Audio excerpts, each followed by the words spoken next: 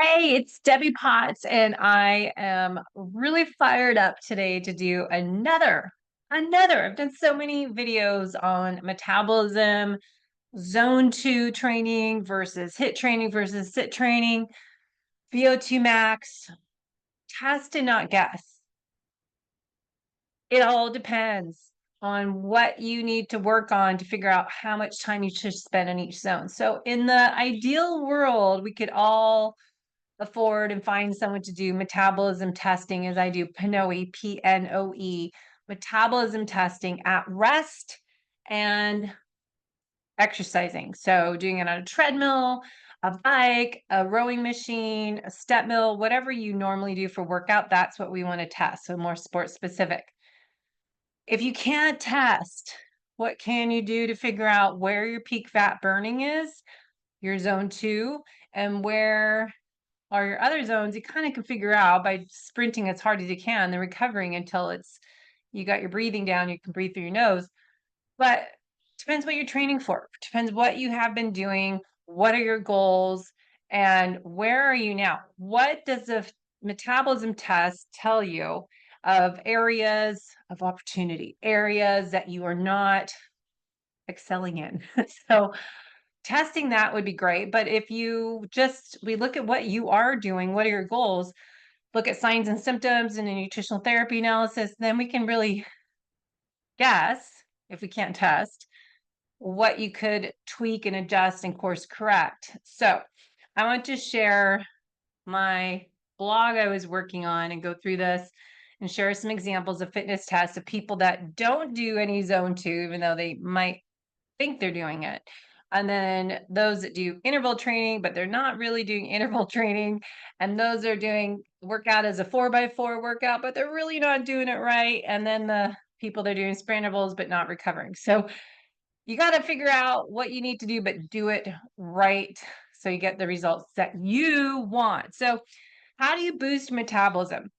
As we age, we've got to look at what we are working on. I can see my website here. I should get off my log out of my website, but boosting your metabolism. So with the PNOE test, or if you find actually a science lab at university, they might have a different one. It's easy now because I can test. It comes in a little suitcase. Oxygen is measured with the mask on, as you can see with this little picture here.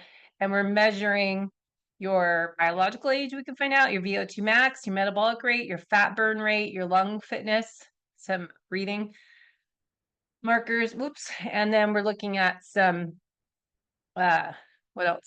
Recovery capacity if you're doing intervals, right? A resting metabolism test, that is where we're measuring the amount of energy, the calories your body needs to maintain the basic physiological functions while at rest. So nothing else, just what your body needs to keep operating to breathe, for blood circulation, for cell production. The RMR, resting metabolism rate, accounts for the majority of your calorie expenditure. So when we are doing a resting metabolism test, we'll get a report and figure out your RMR. But then we have our calories we need for daily movements, thermic effect of food, and then your exercise. So then we can kind of get an idea how many calories you need a day. And then we look at your fat to carb burn. That can give us clues to how much carbs to fat protein you need in your diet. And then we look at timing your carbohydrates when your exercise, depending on intensity. So we tie in the resting metabolism test and the exercise test together. And then I look at your goals and then ideally blood chemistry and a GI test and a hormone test, because men and women are different, but women in different phases of their hormone life, we're going to be built differently.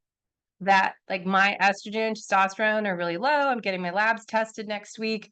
I know I keep lifting weights and doing shorter workouts and doing more sprints, less focus on cardio, which we'll talk about.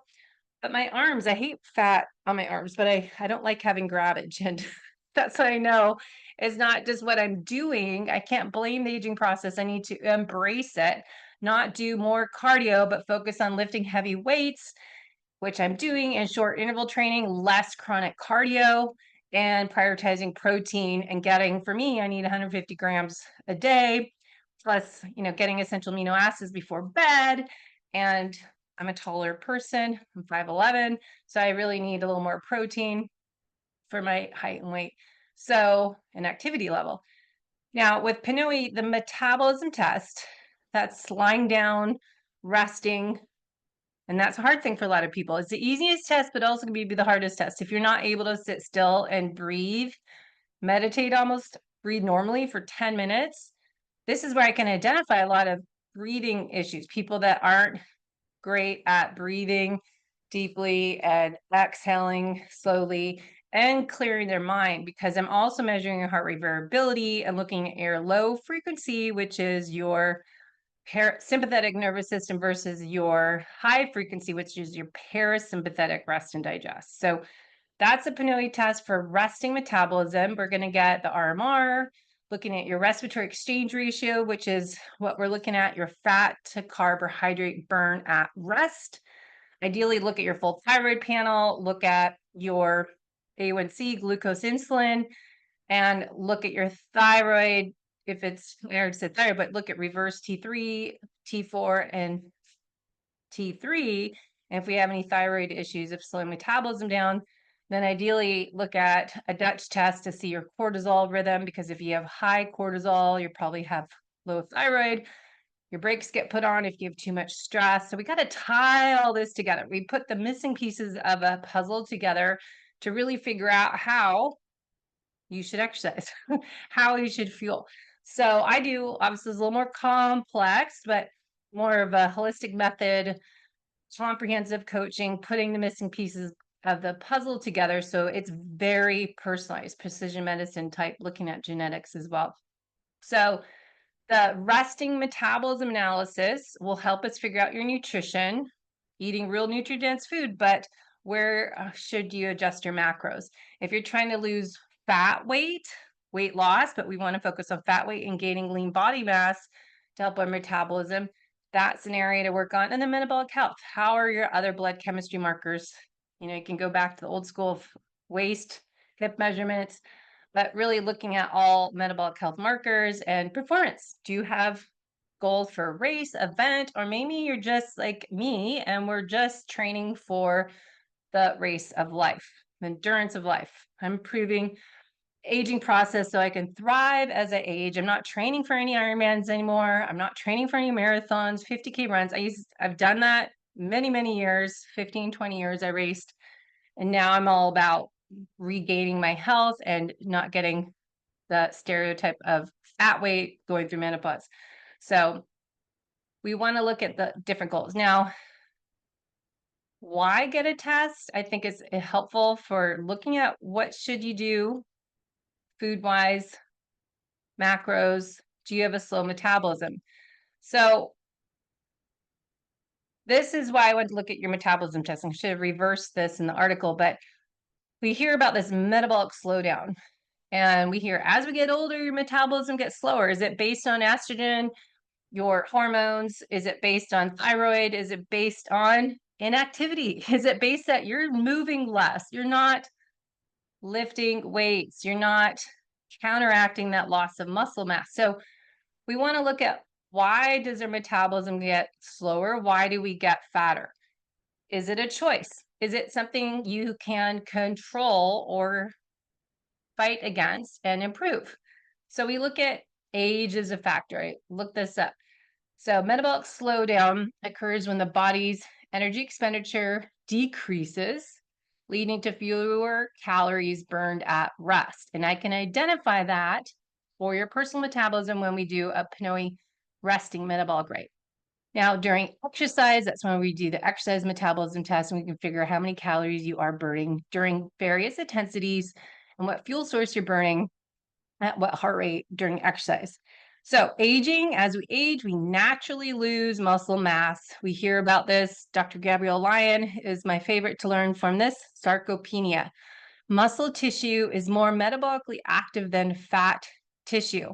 So there's a decrease in muscle mass that lowers your RMR. So number one, how do you raise your metabolism? If muscle mass is more active, metabolically active than fat, well, what do you do about it? Get stronger, lift weights, focus on lifting heavy things throughout the day, minimal effective dose workout, as I did with the BFR bands yesterday. And my shoulders are so sore, by the way. Now, hormone changes as I'm going through, I'm 52, I think. I stopped counting. I always say I'm 35, 45 years old, 45, I think I am in my head. But my estrogen's low, my testosterone's low. So again, you don't know unless you get it tested.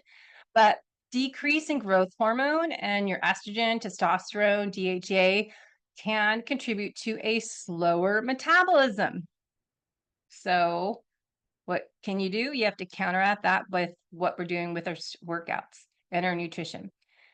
Now, sedentary lifestyle, I think that's a lame reason my metabolism is slowing down because I'm lazy. I'm sedentary. I'm inactive. That is a choice. It's not something you have to fight against. It's just maybe psychologically just get up and set your timer, move every 30 minutes. I'm always on my mom trying to motivate her how to figure out how to move more. So reduced physical activity leads to muscle loss and decreased energy expenditure. No kidding. You didn't know that. Contributing to a slower metabolism. So less movement throughout the day. This is a big correlation to those that do work out at 5, 6 in the morning. If you wake up like us, we go to the gym, get ready, start your day. Well, if I sat all day, I'm standing now, but if I was sitting all day at a desk, which I know most people do, that's not so great. I want to see, well, let's say my holistic method coaching program, I have exercise is one of the 8 elements. Also movement, and I kind of put that mobility in there too. So if you're exercising just in the morning, but sitting all day, do you think it's better to not work out in the morning and just have mini workouts throughout the day and break it up, or movement breaks? Or what I used to say, breakfast, lunch, dinner means movement times, exercise, mini snack breaks, exercise breaks. So I rather more activity and movement throughout the day than a 45-minute workout in the morning and then sit on your rear end the rest of the day and not move at all. So next, nutritional deficiency. If you are eating a poor diet, processed food, standard American diet, insufficient nutrient intake, and I would add to that, that if you are eating too quickly, not chewing your food, and you're eating mindlessly versus mindfully, you're eating in a sympathetic state, nervous system, fight or flight, you're not even digesting your food properly if you're not in that parasympathetic nervous system when you're eating. Poor diet, insufficient nutrient intake, and poor digestive habits or eating habits, I'll add that, can impair metabolic functions and energy production. Which what I just added on would go into the next one, chronic stress, which is my hot topic. Stress increases cortisol levels. Acute stress, we want short burst, stress, cortisol goes up, comes back down. Great, right? That is what we need to be resilient, to respond quickly to that emergency or threat in our life. As I always say, acute versus chronic. If anything is nonstop, becomes a chronic issue that you are constantly in a stress mode and constantly increasing your cortisol levels, that can lead to fat accumulation and result in reduced muscle mass, which of course will impact your metabolism. So if you read my book, Life is Not a Race, It is a Journey, I came off of my best Ironman triathlon season, marathon season. I was at my best shape, fitness level. I had my adrenal exhaustion. 3 months later, it hit me. I gained 30 pounds without doing anything. So it was not related to my exercise routine or my nutrition routine.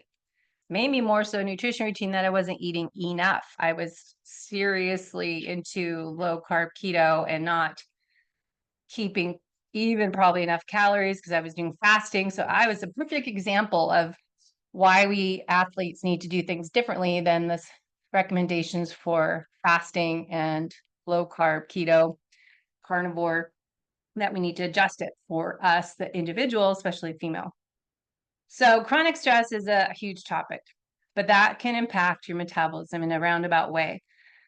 Also, I'd relate your thyroid if your cortisol is up or really low after too much time. If you look at the chronic HP axis dysfunction progression, we'll see high cortisol, and then the next stage is below normal cortisol. So you're always tired and fatigued, like I was, and I always have to be careful of how much stress, make sure I don't have chronic stress, because I can easily go back, regress into that adrenal exhaustion phase.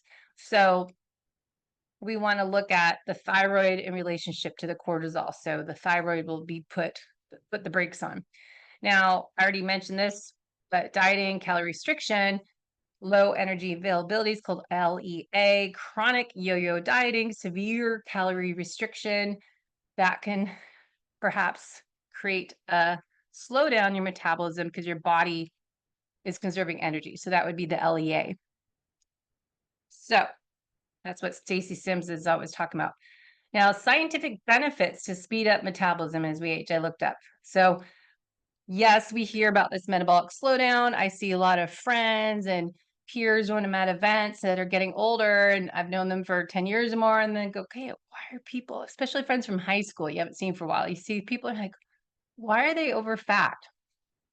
Are they under muscled, as Dr. Gabrielle Lyon says, or they're not necessarily overfed, they're under muscled. So as we age, it's so important to prioritize your health if you care about your future self and work on getting those muscles stronger, because we can't blame the aging process. We can just blame ourselves that we're not taking responsibility. We're not taking ownership of how we are taking care of ourselves, because there is no magic pill.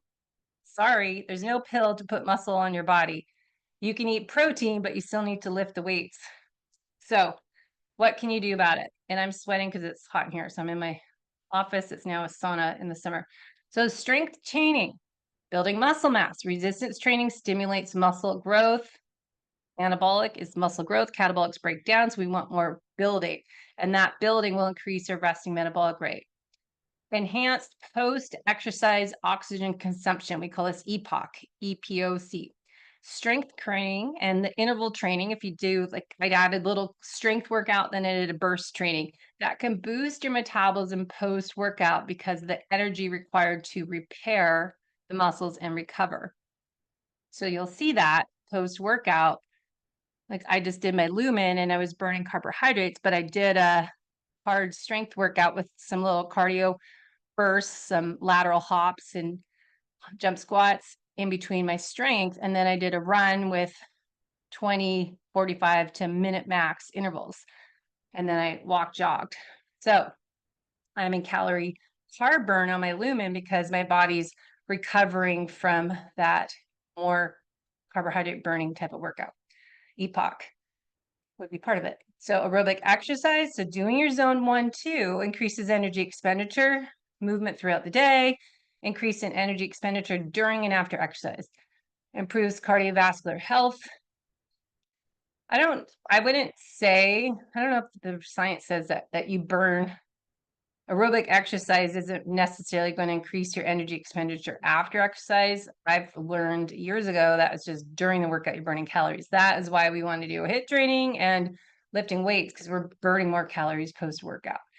When you're doing a cardio, it doesn't really help change your body composition and it doesn't burn calories after workout. That's why if you don't have a lot of time, the best option is something that you enjoy, but lifting weights with the little bursts of cardio is rope slams or doing a minute on the bike and then go back to weights. You know, there's tons of different ways you can do it to get the benefits of both. Now, adequate protein intake, Dr. Gabrielle Lyon and Dr. Donald Lehman, they are the ones that have inspired me to focus on my protein consumption and getting the right essential amino acid. That not all proteins equal, especially if you're doing plant-based. You have to be really creative to get the full amino acid profile with that required leucine threshold to work on your muscle protein synthesis. So then we've got, I'll get my face out of the way. So getting your protein, that gets complicated for people. So I work with that with clients. A cow, what do you like? Let's look at meal ideas. What can you do during the workday, weekend? How can you plan ahead? And then we look at, getting the right micronutrients, the vitamins, minerals, antioxidants support optimal function of your metabolism. Some people need smaller meals that I know that can't properly digest food. Other people do better with 2 meals a day. So this isn't what I would say for everyone. It's not one size fits all. As Dr. Tracy Gappen says, the saying is not one size fits all, but it's one size fails all. So it's a great point. Other ones we can talk about hydration. We're going to talk to Beam Minerals this September about minerals required for the cellular function, even metabolism. So when you get slightly dehydrated, that can slow down your metabolism. So we can look at Beam Minerals, BEAM, are my new favorite full spectrum humic minerals. And they have lots of great research we'll share and do podcasts in September, as I said. But if you want to go check out their website and get a discount, is Coach Debbie Potts is our discount. So next one is another big element of the holistic method coaching program. One is hydration, next one's sleep and stress management, and then the functional strength training we talked a little bit about. So just to go over those, you can read this blog page, but remember kind of the end result of what we say as FDN practitioners is metabolic chaos. If you have too much stress, if you have an imbalance in the catabolic and anabolic system, you're breaking down more than you are building up in your body. You have this whole domino effect. So you can see this infographic that we call metabolic chaos, bone turnover, mobility issues, pancreas enzyme issues, endocrine function. We have adrenal stress, sex hormone dysfunction. We have mucosal surface integrity, leaky gut, fat, protein metabolism issues. So we have more weight and fat distribution issues. We have liver detox issues. So we might have more congested liver function, heavy metal, immune dysfunction. Anti-inflammatory is overwhelmed with pro-inflammatory, especially if you're doing a lot of seed oils. Glucose metabolism, carb metabolism. We want to look at your carb to fat ratio, looking at your insulin levels. So it's really important to just remember, we can't just look at exercise. We need to look at the whole picture. And especially, looking at females as we age is going to be different. So what you used to do at 30 to 45 even doesn't work the same anymore. So those are some tips to improve your metabolism. I just wanted to share with you. So if you have any questions, head to debbiepotts.net and we'll set up a consultation to go over some of my options for you, suggestions, and we can go from there. So have an amazing day. Get outside and set that timer to get up and move throughout the day.